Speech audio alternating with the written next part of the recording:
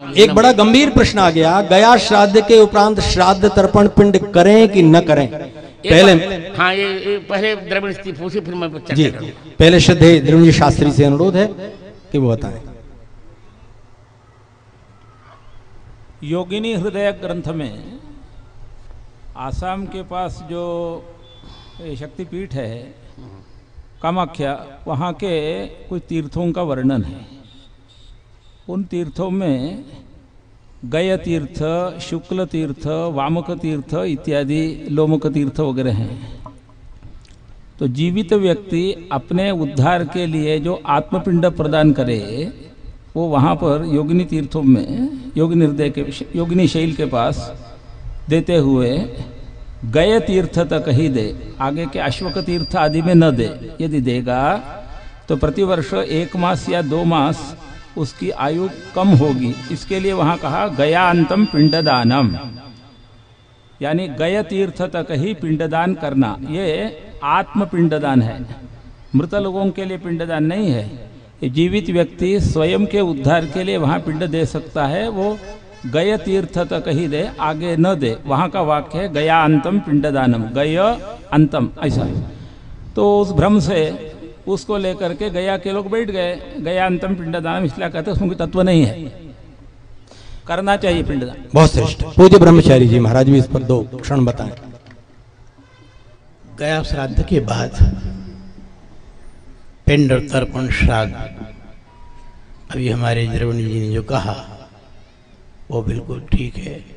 तर्पण जो है तो विशेष रूप से करना ही चाहिए और श्राद्ध भी करना चाहिए।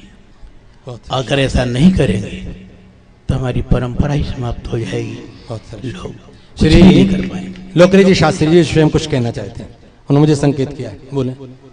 तो वाक्य करणात् मृताहेर भूरि भोजनात् गयायाम पिंडदानाच्च त्रिभिः पुत्रस्य पुत्रता। इस श्लोक के द्वारा गया का पिंडदान होने के बाद भी नित्य उनका जो ये श्राद्ध है आपका सांवत्सरिक, वो करना ही चाहिए। ये धर्मशास्त्रीय वचन है। बहुत श्रेष्ठ। श्रीदेव शुक्ल जी, डॉक्टर शुक्ल जी, अब आएगा अध्यक्ष जी के पास। ये विषय कि गया श्राद्ध के बाद श्राद्ध नहीं करना चाहिए, ये प्रायः बहुत जगह फैला हुआ है और इसी लोग गया में श्राद्ध कर देते हैं कि अब श्राद्ध करने से छुट्टी मिल जाए। ये कौन पिंडदान करे, कौन जलदान करे, तो ये शास्त्रीय विधि नहीं है। तो होता है प्रश्न ये हुआ कि जब हमने गया श्राद्ध करके मुक्त कर दिया तो पितर बचे ही नहीं, तो उनको हम श्राद्ध क्यों करें, ये भी एक प्रश्न होता है।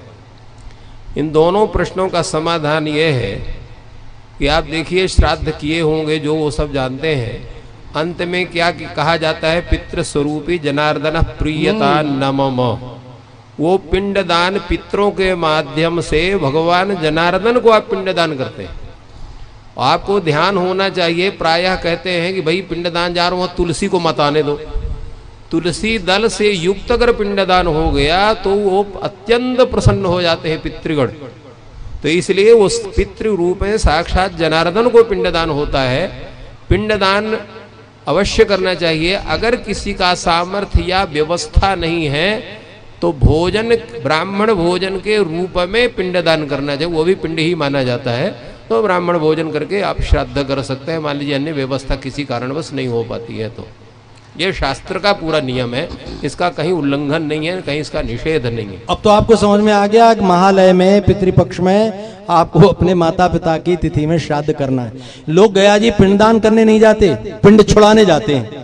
एक बार पिंड डाले आवे न तर्पण करना न श्राद्ध करना। अरे नित्य श्राद्ध है, नित्य तर्पण है। बलवेश देव कर्म करते, उसमें नहीं क्या है, उसमें भी तो है। पितृव्यास सुधार बता दिया। और यहाँ तर्पण तो नित्य है, वो तो 9 कृष्णानम संध्या जपो होमा स्वाध्याय देवतार्चनम वैश्य देवम तथा तिथ्यम नवम पितृतर्पणम। ये 9 कार्यों में, नित्य अन्य कार्यों में पितृतर्पण को तो अनिवार्य माना गया है। और श्राद्ध का विषय भी सभी विद्वान स्पष्ट कर दिया। एक बार 1974 में मुझे स्मरण है, सांगवेद विद्यालय में वाराणसी में एक धर्म सभा हुई थी। उस धर्म सभा की अध्यक्षता की थी करपात्र स्वामी ने। और मुख्य अतिथि थे पंडित राजराजेश्वर शास्त्री द्रविड़, और विशिष्ट अतिथि के रूप में प्रश्न कर रहे थे तत्कालीन न्याय विभाग अध्यक्ष हमारे संस्कृत विश्वविद्यालय के बद्रीनाथ जी शुक्ल। ये चर्चा आई थी, तो चर्चा में ये निर्णय हुआ था कि गया श्राद्ध के पहले यदि पिंडदान नहीं होगा तो दंड मिलेगा। उन्होंने कहा कि गया श्राद्ध के बाद पिंडदान करना चाहिए। मान लीजिए किसी के पास धन नहीं है तब वो प्रत्यवाय नहीं लगेगा, यही केवल गया श्राद्ध का महात्मा होगा। बहुत श्रेष्ठ। माने अन्यत्र तो गया श्राद्ध के पहले तो प्रत्यवाय भी लगेगा। आपके पास पैसा नहीं है तो कर्ज निकाल के पिंडदान करो, परंतु गया श्राद्ध करने के पश्चात यदि अभाव है आपके पास तो चल जाएगा, प्रत्यवाय नहीं लगेगा क्यों गया श्राद्ध में आपने पिंड कर लिया है। वैसे निरंतर पिंडदान यथासंभव, यथाशक्ति, यथा द्रव्य पिंडदान करना चाहिए। ऐसी व्यवस्था वहां उस समय की गई।